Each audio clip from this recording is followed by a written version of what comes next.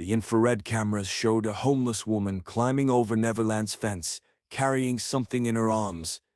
Instead of calling police, Michael ran outside in his pajamas. What she was carrying made him fall to his knees, and what he did next violated every security protocol but saved 3 lives. It was February 8, 2003, at 3:17 a.m. Neverland Ranch was in complete darkness, except for the security lights that swept across the 2,700-acre property like lighthouse beams searching for ships in distress.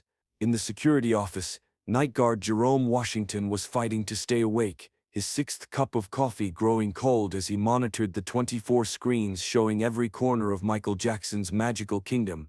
That's when motion sensor 7 went off. Jerome jolted upright, immediately scanning the corresponding monitor. The infrared camera showed a figure at the southern perimeter, near the employee entrance. But this wasn't an employee. As Jerome zoomed in, his blood ran cold. A woman, clearly homeless from her layers of torn clothing and the shopping cart she'd abandoned outside the fence, was climbing over the 8-foot barrier, and she was carrying something. Something wrapped in what looked like a dirty blanket. Jerome's hand went immediately to the panic button that would alert the entire security team and the Santa Barbara County Sheriff's Department. This was exactly the kind of situation they'd been trained for. An intruder, possibly armed, possibly dangerous, possibly carrying weapons, or worse. In 2003, with all the allegations swirling around Michael, any unauthorized person on the property was considered a maximum threat. But before Jerome could press the button, something extraordinary happened on Monitor 12. Michael Jackson, who should have been asleep in the main house, appeared on camera. He was in his pajamas, silk pants, and a white t-shirt, and he was running, not walking, not strolling, but running barefoot across the cold February grass toward the southern perimeter. Jerome grabbed his radio. "Mr. Jackson is heading towards Sector 7. We have an intruder. I repeat, we have—" "Stand down!" Michael's voice crackled through the intercom system.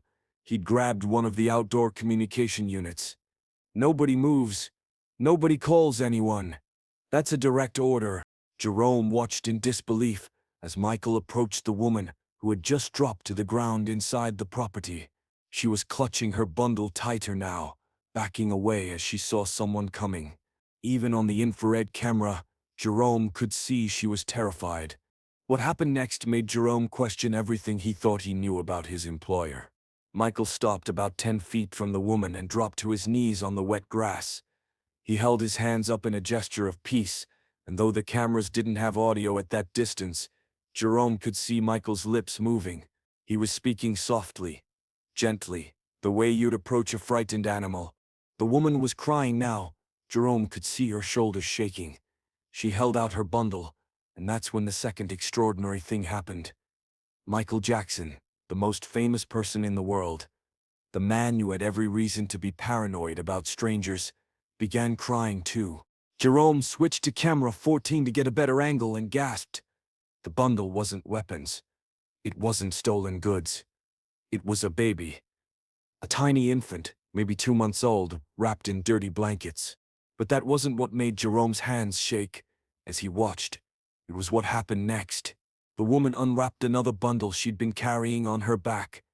Another baby, and then from behind a tree where she'd apparently hidden them before climbing the fence, she called out, and a small child, maybe 3 years old, came running into frame. 3 children. The homeless woman had brought 3 children over the fence at Neverland Ranch at 3 in the morning.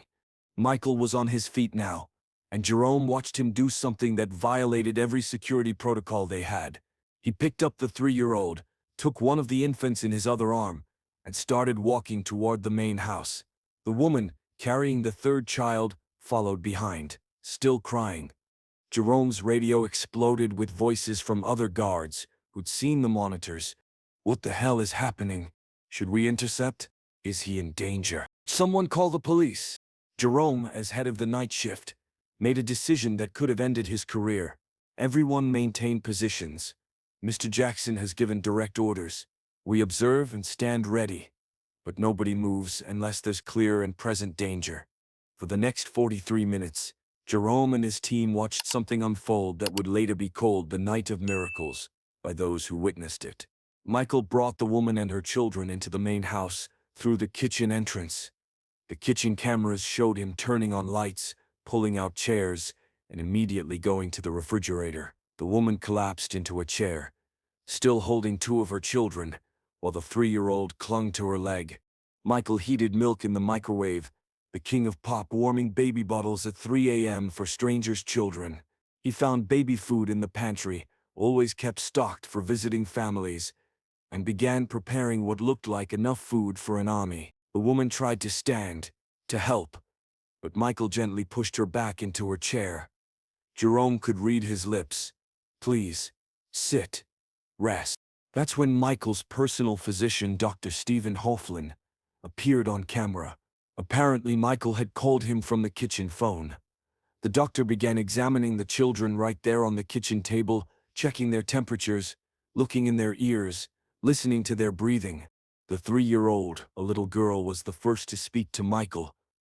Jerome couldn't hear what she said, but he saw Michael's reaction. The superstar's hand went to his mouth, and he had to steady himself against the counter. Later, the woman would reveal what her daughter had said. "Are you the angel Mommy prayed for?" By 4 a.m., Michael had woken up his house manager, his chef, and 3 members of his household staff. Not to remove the intruders, but to prepare rooms for them.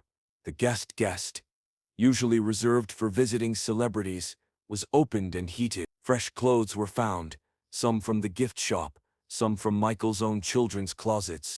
But the most extraordinary moment came at 4:47 a.m. The woman, now identified as Maria Santos, finally felt safe enough to tell her story, and the security cameras in the living room captured Michael's reaction to every word. Maria wasn't just any homeless woman. She was running from something, someone. Her husband, who had tried to kill her, and the children 2 weeks earlier. She'd been living in her car until it was repossessed. Then in shelters, until they discovered her husband was checking every shelter in California looking for them. For the past week, she'd been living in the woods near Los Olivos, the town closest to Neverland. But here's what made Michael fall to his knees when she first showed him the babies. They were twins, and they were sick. Very sick. They needed medication that Maria couldn't afford, couldn't get without insurance, couldn't access without an address. "I didn't come here to rob you," Maria said through tears, the security camera catching every word. "I came here because my grandmother used to work here. 20 years ago, she was one of your housekeepers, Rosa Santos.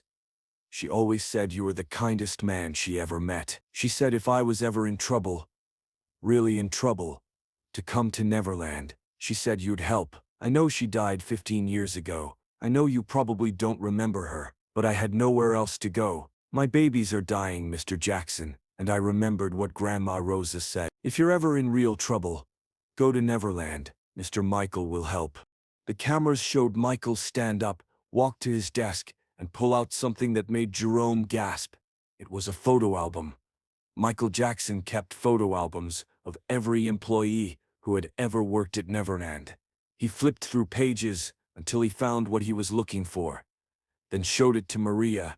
It was a picture of Rosa Santos at the Neverland staff Christmas party in 1983, standing next to Michael, both of them laughing at something off camera. "Rosa made the best tamales in California," Michael said softly. "She taught my chef how to make them. We still use her recipe." Maria broke down completely. What Michael did over the next 72 hours rewrote the definition of compassion. First, he called his lawyer at 5 a.m. Not to prosecute Maria for trespassing, but to begin emergency custody proceedings to protect her and the children from her abusive husband.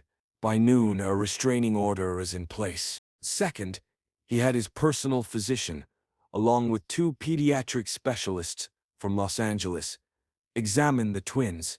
They had severe respiratory infections that were hours away from becoming pneumonia, maybe fatal pneumonia. Michael had them admitted to a private medical facility under assumed names, all expenses paid by him personally. Third, and this is what stunned everyone who knew about it, Michael hired a private investigator. Not to investigate Maria, but to find and document her husband's abuse, ensuring he could never hurt them again. But the fourth thing Michael did was what changed everything. He gave Maria a job, not charity, not a handout. A real job as a childcare assistant at Neverland, with a salary, health insurance, and a house on the property. The same house her grandmother Rosa had lived in 20 years earlier. Your grandmother was family, Michael told Maria. That makes you family. And family takes care of family. The security footage from the next weeks showed something beautiful. Maria's 3-year-old daughter, Isabella, became best friends with Michael's son Prince. The twins, once recovered, spent their days in Neverland's nursery with other children of staff members. And Maria herself, who had arrived as a desperate intruder, became one of the most trusted members of the Neverland staff. But here's the part that only came out years later, during the 2005 trial, when Maria voluntarily testified as a character witness for Michael. The night Maria climbed that fence, she had been planning to ask Michael for help and then, if he refused, to end everything. She had written suicide notes. She had a plan. The only reason she climbed that fence instead of going through with her plan was her grandmother's voice in her head. If you're ever in real trouble, go to Neverland. Michael Jackson didn't just save 3 children that night, he saved 4 lives. When prosecutor Tom Sneddon tried to twist the story during the trial, suggesting Michael had paid off Maria for favorable testimony, Maria's response became one of the most powerful moments of the entire trial. Mr. Jackson could have had me arrested. He could have had my children taken away. I was a trespasser, a nobody, a homeless woman with sick babies who broke into his home at 3 a.m. Instead, he got on his knees in wet grass to show me he meant no harm. He heated bottles for my babies. He saved their lives. He gave me a job, a home, dignity. You think money could buy my testimony? I would die before I let anyone hurt the man who saved my children.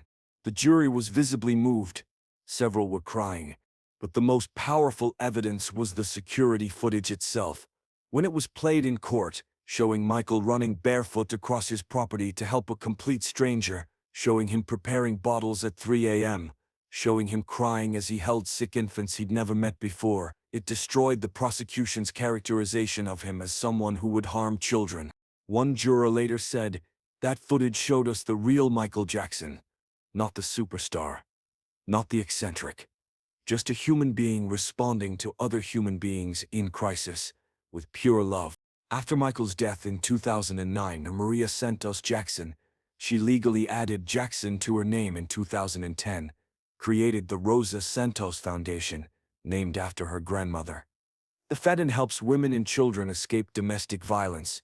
At the opening ceremony, Maria revealed something she'd never told anyone before. "The night I climbed that fence, I thought I was saving my children, but Michael Jackson taught me something. He said, 'Maria, your grandmother sent you here, not because she remembered me, but because she knew I would remember her. Every person who shows us kindness leaves a mark on our soul. Rosa left her mark on mine. Now you and your children will leave yours.'" Today, Isabella, the 3-year-old who asked if Michael was an angel, is a pediatric nurse. The twins, Marco and Miguel, both graduated from medical school. They all use the Jackson name professionally, not for fame, but as Maria says, to carry forward the legacy of a man who proved that angels don't always come from heaven. Sometimes they run barefoot through the grass in their pajamas at 3 a.m. The security footage from that night has never been publicly released, though portions were shown during the trial. Jerome Washington, the security guard who made the decision not to call police, keeps a single frame from that footage in his wallet. It shows Michael Jackson, one of the most famous humans ever to live, on his knees in wet grass, arms outstretched to a frightened stranger, proving that true greatness isn't measured in album sales or concert attendance. It's measured in what you do when no one is watching, when there's no crowd to applaud, when the only witnesses are security cameras and the stars above Neverland Valley. That night, Neverland lived up to its name.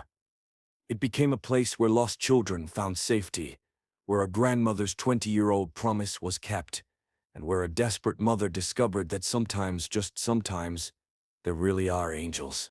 They just might be wearing silk pajamas and have a tendency to moonwalk.